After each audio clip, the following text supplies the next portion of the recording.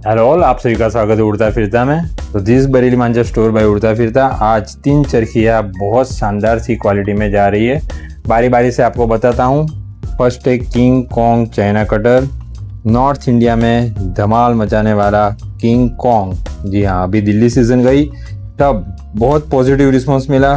अभी रक्षाबंधन के लिए गोरखपुर से मंगा रहे हैं Ratan Kumar ji King Kong China cutter 8400 article में। शानदार सा रैपर, शानदार सी मांझे की क्वालिटी जो ऑलरेडी आपको मैंने बता दी है। सेकंड कालाबाश 2 जा रहा है, पोरबंदर जा रहा है और जा रहा है दिल्ली। पहले पोरबंदर जो जा रहा है उसकी क्वालिटी मैं बताता हूँ। ये देखिए, पोरबंदर जा रहा है मोहन भाई को ऐसे बेबी पिंक कलर में, और ब्रिजेश जी को दिल्ली जा रहा है पांडा 59 कोड।